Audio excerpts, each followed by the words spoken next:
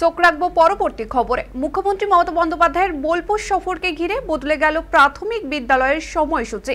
সোমবার বোলপুরে পদযাত্রা করবেন মুখ্যমন্ত্রী, আর সেই কারণে পুরসভার আওতাধীন স্কুলগুলিতে ক্লাস শুরু হবে সকাল 9টায় এবং মিড ডে মিলের পর ছুটি দেওয়া হবে দুপুর 12:30টায়।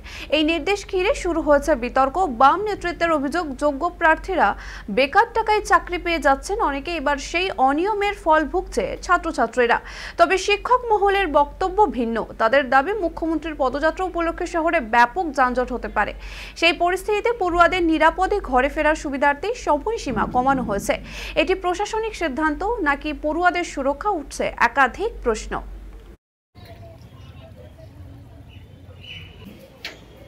মুখ্যমন্ত্রীর একটা রোড শো বা পদযাত্রা আছে, সেই পদযাত্রার জন্য আমাদের এই রাস্তা দুদিকের রাস্তায় জ্যাম হবে। স্কুল ছুটির সময় আমাদের স্কুল ছুটি হয়, কিছু ক্লাসের হয় 2:30টায়, কিছু ক্লাসের হয় 3:40।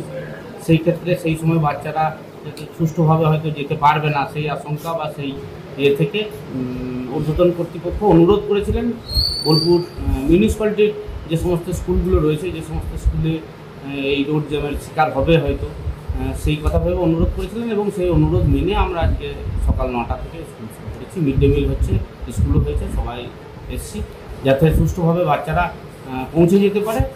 এই বাচ্চা ছেলে মেয়েগুলোর ভবিষ্যৎটা অন্ধকার হচ্ছে আর কি।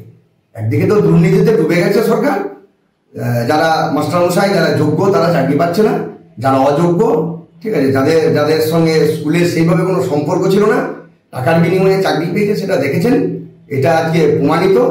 ফলে আগামী দিনে আমাদের এই যে বাচ্চারা যারা সমাজের ভবিষ্যৎ, এদেরকে অন্ধকারের দিকে ঠেলে দিচ্ছে। সেই জন্য দেখছেন না যে মাধ্যমিক পাস করেনি সেও চাকরি করছে। এই ঘটনাও ঘটেছে টাকার বিনিময়ে। ফলে এই রাজ্যে টাকা দিলে সব হয়। ফলে আজকে দেখছেন যে যখন ধর্মঘট হয় তখন তিনি আপনার মানুষের জন্য কুমিরের কান্না কানেন, আর আজকে তিনি একটা পদযাত্রা করবেন এরকম একটা সোমবারের মতো দিনে, সেখানে অঘোষিতভাবে বোলপুর বাজার ধর্মঘটের চেহারা নিয়েছে, মানুষ নাজেহাল হবে। এতে ওনার